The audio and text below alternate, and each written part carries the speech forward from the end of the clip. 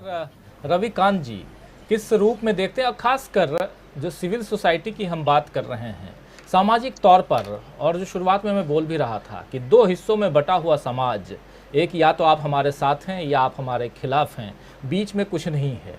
और ऐसे में सिविल सोसाइटी के 200 से ज़्यादा लोगों का इस विजुअल्स भी काफ़ी आ रहे हैं जिसमें योगेंद्र यादव और उनके कई साथी जो हैं इस पदयात्रा में शामिल हैं। और राहुल गांधी का जिक्र, उनकी बात तो हो ही रही है, लेकिन थोड़ा सा सामाजिक तौर पे जो परिवर्तन देश में पिछले 8 साल में आया है, और जैसा वर्षा जी कह रही हैं कि कल श्री परमदूर में जहां राजीव गांधी को श्रद्धांजलि अर्पित की अपने पिता को राहुल गांधी ने, वहाँ का जो दृश्य था, फिर शाम का दृश्य, और आज भी मैं चाहूँगा कि ज़रा वो तमाम जो विजुअल्स जो अभी हम दिखा रहे थे, आओ प्रोफेसर रविकांत जी के पास, ज़रा एक बार विजुअल को फिर से लेकर आइए। जो 4-5 विजुअल्स अभी हम दिखा रहे थे, इस विजुअल्स में देखिए आप जो उत्साह, ये आज के विजुअल्स हैं, कल का जो विजुअल था वो भी थोड़ी देर बाद आपको हम दिखाएंगे।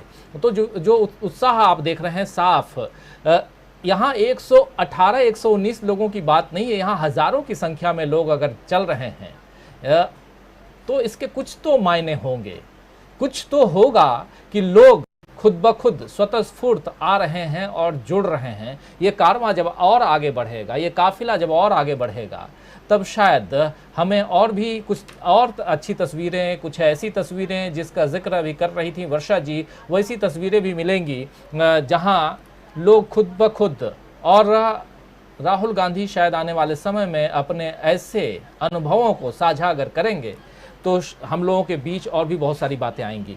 यात्राएं, जैसे हमारे बहुत सारे साथी कह भी रहे थे, अभी प्रशांत जी भी कह रहे थे और सुनील जी भी कह रहे थे, यात्राएं जो हैं वो कुछ न कुछ दे के ही जाती हैं, लेके नहीं जाती, दे के जाती हैं। और इस यात्रा में क्या हिंदुस्तान को मिलने वाला है? भारत जोड़ो की बात कांग्रेस कर रही है, क्या भारत जुड़ने वाला है? भारत जोड़ो से मतलब जो पाकिस्तान को जोड़ो या भारत तो पहले से जुड़ा हुआ कह रहे हैं, उनकी बातों को किनारे कर दीजिए, लेकिन क्या सचमुच आज भारत को जोड़ने की ज़रूरत है?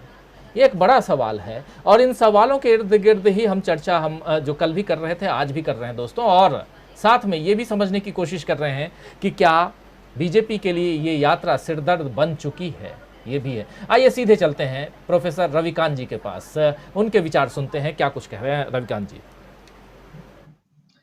राजीव जी, कुछ इसके ऐतिहासिक पहलू हैं, मैं पहले उन पर आता हूं। कल जहां से ये यात्रा शुरू हुई कन्याकुमारी से, वहां विवेकानंद की स्टैच्यू है, हमारा दक्षिणतम वो हिस्सा है, और याद कीजिए कि वहीं पर इस देश के राष्ट्रपिता महात्मा गांधी की अस्थियां भी बहाई गई जब उनकी हत्या हुई थी। और वहीं पर वो स्थल है जहां श्री परमबदूर का हम लोग जिक्र कर रहे हैं कि राहुल गांधी के पिता स्वर्गीय राजीव गांधी वहां पर शहीद हुए थे। और मुझे ताज्जुब इस बात का हुआ जब मैंने ये जाना कि राहुल गांधी वहां पहली बार गए, 32-33 साल के बाद अपने पिता की स्मृतियों को समेटने के लिए वो पहली बार पहुंचते हैं। वो आप याद कीजिए, जब किसी पत्रकार ने संभवतः उनसे पूछा था कि आज आप राजीव गांधी की उस हत्या को याद करते हैं तो कैसा महसूस करते हैं, वहां से वो आते हैं। और ये जो भारत जोड़ो शब्द है, इसको भी मैं देखता हूं तो मुझे 1942 के भारत छोड़ो की याद आती है। 1942 का वो जो भारत छोड़ो आंदोलन था, वो आधुनिक भारत के इतिहास में अंग्रेजी साम्राज्यवाद के खिलाफ सबसे मजबूत प्रहार था। तो इसकी एक जो प्रतिध्वनि है वो ये भी है कि जिस तरह से ये सत्ता पूरे अंग्रेजी चाल चलन पर चल रही है, जहां विभाजन, जहां सिविल सोसाइटी के अभिव्यक्ति की आजादी पर प्रहार, और साथ ही साथ एक नहीं वो दर्जनों नाम हैं, आनंद तेल तुंबड़े से लेकर के सुधा भारद्वाज होते हुए अभी तीस्ता सीतलवाड़ में मेधा पाटकर, ये तमाम बुद्धिजीवी, और उसी कर्नाटक में जहां से दक्षिण भारत से ये यात्रा आ रही है, गोविंद पानसारे, गौरी लंकेश, ये तमाम बुद्धिजीवी जिनमें से बहुतों को जेल में डाल दिया गया है और उन पर आरोप किस तरह के हैं और उनकी सच्चाइयां क्या है, ये हम सब जानते हैं। गौरी लंकेश, गोविंद पानसारे और एक और जिनका मैं नाम भूल रहा हूं, उनकी तो वहां पर इन्हीं फ्रिंज एलिमेंट सो कॉल्ड उन्होंने हत्या की, और अभी तक क्या हुआ, उस जांच में क्या हुआ, हम सब लोग जानते हैं।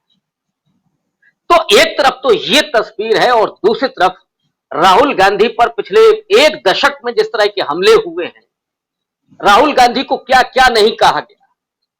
आज राहुल गांधी जिस तरह, अभी आपने 4 दिन पहले देखा, 3 दिन पहले, कि एक उनका शब्द फिसला था, उस पर जिस तरह से माने भारतीय जनता पार्टी करे तो करे, समझ में आता है।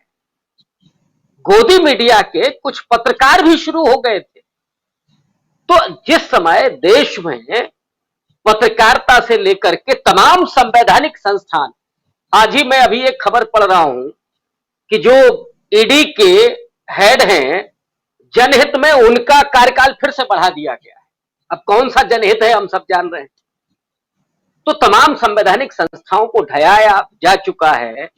लोगों को बोलने की आजादी वो नहीं है जो अभी वर्षा जी कह रही, इस पर पाबंदी है, उस पर पाबंदी है।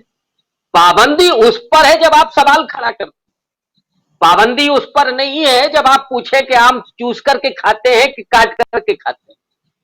आप मोदी जी का चालीसा रोज पढ़ सकते हैं, कोई पाबंदी नहीं।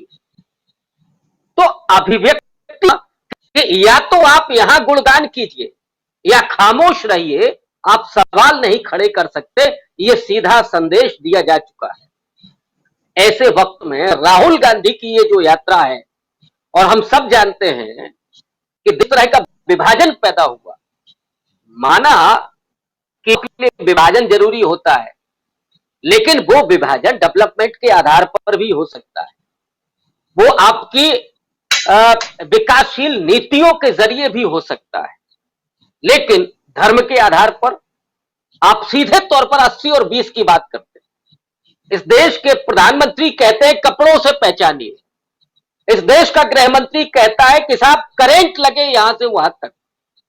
बिहार के चुनाव में कहा जाता है कि पाकिस्तान में पटाखे फूटेंगे।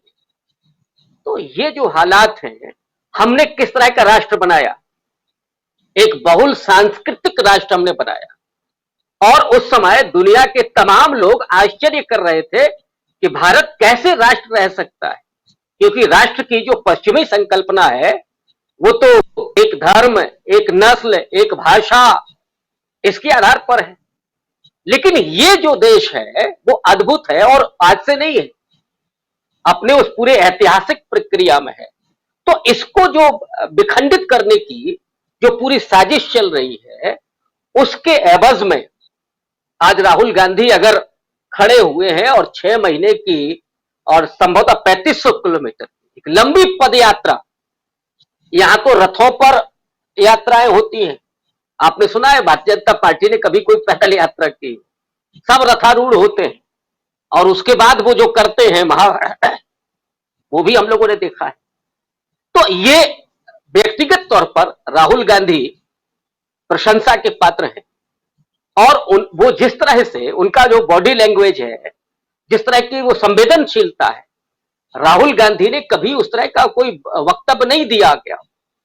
वो कभी जबान उनकी फिसल गई हो, वो एक अलग बात है। और साथ ही साथ जो आपका सवाल है कि जो सिविल सोसाइटी है, सिविल सोसाइटी आज से नहीं, वो 80, 84, 85 में भी थी, 75 में भी थी। उनका क्या है? उनका एजेंडा है कि देश में संविधान, लोकतंत्र, संवैधानिक संस्थाएं, ये सारी मजबूत हो, उसके लिए सिविल सोसाइटी काम कर रही है। यही सिविल सोसाइटी 2012 में इसी कांग्रेस पार्टी के यूपीए के सरकार के खिलाफ खड़ी हुई थी, क्योंकि बहुत सारे भ्रष्टाचार के आरोप थे।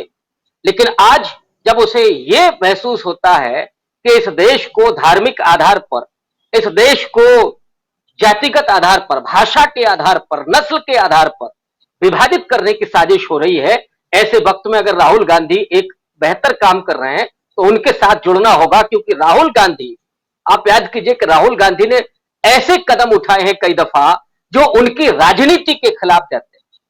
मसलन जेएनयू में खड़ा हो जाना, या जो बिल्किस बानो का केस है। आप देखिए, केजरीवाल तो नहीं बोले, लेकिन कांग्रेस पार्टी खड़ी हुई।